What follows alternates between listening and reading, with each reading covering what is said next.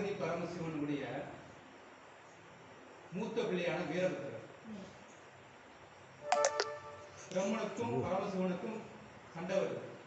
சண்டை வரும்போது நீ பெரியவனா நான் பெரியவனா அப்படிங்கும் போது பரமசிவனை விட பிரம்மன் வந்து பெரிய ஆள் அப்படிங்கிறார். இல்லை நான் தான் உன்னையோட பெரியவன் அப்படிங்கும் போது அதில் பிரச்சனையாகி பிரம்மனுக்கு வந்து எப்படி வந்து பரமசிவனை பழி வாங்கணும் அப்படிங்கும்போது விஷ்ணுவை விட்டு நீ ஒரு குழந்தை பிறந்ததுக்கு அப்புறம் உன்னுடைய மகனை வந்து ஒரு குழந்தை பிறகு சொல்றது தக்கனை வந்து ஒரு தவம் இருந்து பார்வதி தேவியை குழந்தைய பற்றினா பரமசிவனுக்கு கல்யாணம் பண்ணி கொடுத்தீங்கன்னா அவன் பரமசிவனுக்கு மருமன் ஆயிடுவான், அவனுக்கு அடிமையாயிடுவான் அப்படின்னு சொல்லி ஐடியா கொடுக்குறாரு. அப்படிங்கும்போது அப்போ சரி அதே மாதிரி தக்கனை கூப்பிட்டு இந்த மாதிரி தவம் இருந்தோடனே அது பார்வதி தேவி குழந்தையா பிறக்கிறாங்க. குழந்தையா பிறந்தோடனே அப்புறம் ஒரு 5 வயசு ஆனோடனே அதே மாதிரி அவங்க தவம் வந்து நான் வந்து பரமசிவனை கூப்பிட்டு கல்யாணம் பண்ணி கொடுக்குறேன். இதை சுருக்கமாக சொல்கிறேன், இது பெரிய தொடர், இதான் சுருக்கமாக என்ன சொல்கிறேன். கல்யாணம் பண்ணி கொடுத்தோடனே அவர் வந்து பரமசிவன் மருமன் ஆயிடுறார் தக்கனுக்கு. சரி தக்கன் மருமன் ஆகிட்டனால வந்து மருமையை நான் சொல்ல கேட்கணும், நான் சொல்ல பேசுகிறேன் மருமையை கேட்கணும் அப்படிங்கிறத அவர் அடிமையாயிருவாருன்னு ஒரு பழக்கம். ஆனால் சிவன் அது மாதிரி அடங்கல. அப்போ அவர் வந்து என்ன பண்ணுறாரு, இவர் திரும்ப ஒரு மகளை பார்க்கறதுக்காக தக்கன் வந்து போகும்போது அந்த தக்கனை வந்து பெரும்பாலும் வந்து நந்தி தேவர் அடிச்சிடுறாரு. அடித்து அவமானப்படுத்திட்டனால என்ன பண்ணுறாரு, நம்ம இப்போ மகளை பார்க்க போனேன்னு நம்ம அவமானப்படுத்திட்டான் இந்த சிவன். அதனால் இவன் இன்னும் பலியாக இருக்கணுங்கிறதுக்காக என்ன பண்ணுறாருன்னா ஒரு யாகம் வளர்க்குறாரு. எப்பயுமே யாகம் வளர்த்தா வந்து சிவபாதம்னு சொல்லி ஒன்று கொடுக்கணும். அதாவது சிவனுக்கு வந்து அந்த அமுது கொடுத்ததுக்கு அப்புறம் தான் வந்து யாகமே ஆகணும், இல்லைன்னா யாகம் பூர்த்தியாக. அந்த யாகத்தை வந்து சிவனுக்கு கொடுக்காம நம்ம நடத்தணும் அப்படின்னு சொல்லி எல்லா தேவர்களையும் அழைக்கிறார். ஆனால் சிவனை மட்டும் அழைக்காம வந்து யாகம் நடத்திட்டு இருக்கும்போது இதை கேள்விப்பட்டு பார்வதி தேவி வந்து எப்படி கணவனை வந்து கூப்பிடாம நீ அழைக்கலாம் அப்படின்னு சொல்லி முறையிடுறாங்க. முறையிட்டாலும் வந்து உன் கணவனை கூப்பிட முடியாது, நீ வெளில போ அப்படின்னு சொல்லி அந்த மகளே வந்து ரொம்ப பேசுகிறாரு. பேசணுன்னே அந்த அம்மா என்ன பண்ணுறாங்கன்னா, நீ வந்து என்னை கணவனை வந்து அழைக்காமல் கூப்பிட்ட என்ன அந்த யாகத்தை நான் அழைக்கிறேன்னு சொல்லிட்டு அந்த யாகத்தில் வந்து அவங்க மாண்டுறாங்க. இந்த மாண்ட செய்தி வந்து சிவபெருமானுக்கு தெரிஞ்சோடனே சிவபெருமான் வந்து மனைவி இறந்தது கேட்டோடனே வந்து அந்த மனைவியை தூக்கிட்டு உத்தரதாண்டம் வாடுறாங்க.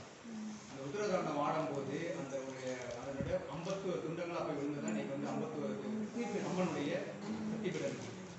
அவங்களுடைய ஒவ்வொரு துண்டமும் விழுந்தடங்கு அந்த ஒரு குழந்தை அப்படி விழுந்ததுமே அப்போ அந்த மாதிரி ஆடிட்டு இருக்கும்போது அப்போ வந்து கிருஷ்ணன் வந்து பார்க்குறாரு, இவர் இந்த மாதிரி ஆட விட்டோம்னா உலகம் வந்து அழிஞ்சு போயிடும், அதனால் இவர் அடக்கணும் சாந்தமாக்கணும்னு சொல்லிட்டு போயிட்டு சாந்தமாக்குறாங்க. சாந்தமாக்கிட்டு உட்கார வச்சதுக்கப்புறம் அப்புறம் வந்து இவர் சரி தக்கனை வந்து எப்படி நம்ம பள்ளியெடுக்குது அப்படிங்கும்போது ஒரு நாள் வந்து அவர் எல்லாத்தையும் அவருடைய படச்சனைகளும் அனுப்புகிறார். அது தக்கனை வந்து அழிக்க முடியல. அப்புறம் மகாலட்சுமி அனுப்புகிறார், தக்கனை வந்து அழிக்க முடியல. சரி இவர் எப்படி தான் அழிக்கணும் அப்படிங்கும்போது அப்புறம் இவர் வந்து இவருடைய மகனை வந்து நெத்தி வேர்வையிலேருந்து உருவாக்குன வீரபத்திரனை உருவாக்கி போருக்கு அனுப்புகிறார். போய் தக்கனை வந்து வளர்ந்துட்டாங்க. வீரபத்திரன் வந்து எல்லாத்தையும் அடித்து நொறுக்கிட்டு தக்கனை வந்து தலையை வெட்டிடுறாரு. வெட்டி கீழே போட்டோடனே தேய்ச்சிட்டு போய் அங்கே நிற்கிறார். சிவபெருமான் முன்னாடி போய் நிற்கிறார். நிற்கும் போது மற்ற எல்லாமே பூதகங்கள் எல்லாமே கிருஷ்ணன் எல்லாமே எல்லாரும் இது மாதிரி அழிஞ்சு போயிட்டாங்க அப்படின்னாக்க நல்லா இருக்காதுங்கயா, இதான் அவங்க செஞ்ச தவறுக்கு மன்னிச்சு திரும்ப அவங்களுக்கு உயிர் கொடுங்க அப்படிங்கிறார். உயிர் கொடுக்கும் போது அந்த எல்லாத்துக்கும் உயிர் கொடுத்துட்டே வராங்க. பூதகணங்கள் தேவர்கள் தேவர்கள் எல்லாத்துக்கும் உயிர் கொடுக்குறாங்க. ஆனால் அந்த தக்கனுக்கு மட்டும் உயிர் கொடுக்க முடியல. ஏன்னா தலை வந்து அந்த அதில் வந்து பூதம் திருட்டு போனதுனால ஒரு முண்டம் இல்லாமல் யாரும் முண்டம் முட்டு இப்படி கிடக்க அப்படிங்கும்போது பார்வதி தேவி என்னுடைய தந்தையோடது, இவருக்கு நீங்கள் உயிர் கொடுக்கணும்னு சொல்லி பரமசிவன்கிட்ட வேண்டுறாங்க. உடனே பரமசிவன் வந்து தக்கனை வீரபத்திரனை கூப்பிட்டு நீ வந்து தெற்கு நோக்கி போகும்போது வடக்கு நோக்கி எந்த உயிரினம் தலை வச்சு படுத்திருக்கோ அந்த உயிரினத்துடைய தலையை எடுத்து வச்சுன்னா உனக்கு உயிர் வந்துடும் அப்படிங்கிறாங்க. அப்போ அது வந்து வீரபத்திரன் தெற்கு நோக்கி வர இமயமலையிலேருந்து தெற்கு நோக்கி வந்துட்டு இருக்காரு. வர வழியில் வந்து பார்த்தீங்கன்னா நர்மதா ஆத்தங்கரையில் வந்து குருமன் வந்து ஆடு மேய்ச்சிட்டு இருக்கான். ஆடு மேய்ச்சிட்டு இருக்கும்போது ஒரு ஆடு மட்டும் வடக்கு பார்த்து தலை வச்சு படுத்துருந்தது. அப்போ அந்த குறும்பாட்டை வந்து வீரபத்திரன் கையில் எடுத்துக்கிறார். எடுக்குமே குருமை வந்து கேட்குறான், நீ ஆட்டை கொடுக்க முடியாது, நீ யார் என்னை ஆட்டை கொடுக்குறதுன்னு சொல்லி அவங்ககிட்ட சண்டை போடுறாரு. வீரபத்திரன் சண்டை போட வீரபத்திரன் வந்து எல்லா கதையும் சொல்லி இந்த மாதிரி எனக்கு இந்த தலை கண்டிப்பாக வேணும், இதுக்கு நீ என்ன கேட்குறேன் நான் உனக்கு தரேன் அப்படின்னு சொல்லி வீரபத்திரன் வந்து சொல்கிறார் குருமன்கிட்ட. குருமன் வந்து என்ன பண்ணுறான்னா அந்த இடத்துல ஒரு ஊரில் கிராமத்தில் வாழ்ந்துட்டு இருக்கும்போது ஒரு 2 சமுதாயங்களுக்கு இடையில வந்து நீ பெரியவனா நான் பெரியவனான்னு ஒரு 4-5 நாளைக்கு முன்னாடி சமீபத்தில் ஒரு பிரச்சனை நடந்துட்டு இருக்கு. அது வந்து இந்த குடும்பம் என்ன பண்ணியிருக்கான், நான் தான் பெரியாலும் உனக்கு நிரூபித்து காட்டுறேன் உருவாக்கல அப்படின்னு சொல்லிட்டு வந்திருக்கான். ஆடு மேய்ச்சிட்டு இருக்கான்.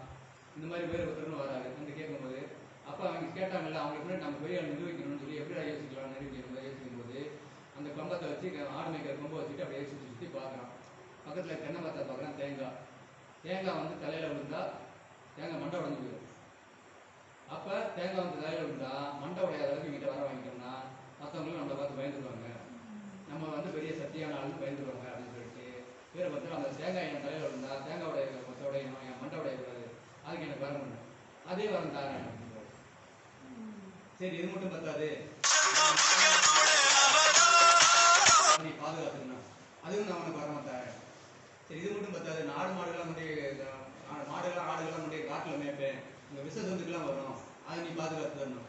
நீ வந்து நீ நினைச்சு ஒரு கோடு போடு, அந்த கோட்டுக்குள்ள நீ விலங்க உன்னுடைய இதை அடைச்சிரு, அந்த விஷத்துக்கு உள்ள வர அளவுக்கு நான் பாதுகாத்து தரேன் அப்படிங்கிறாரு.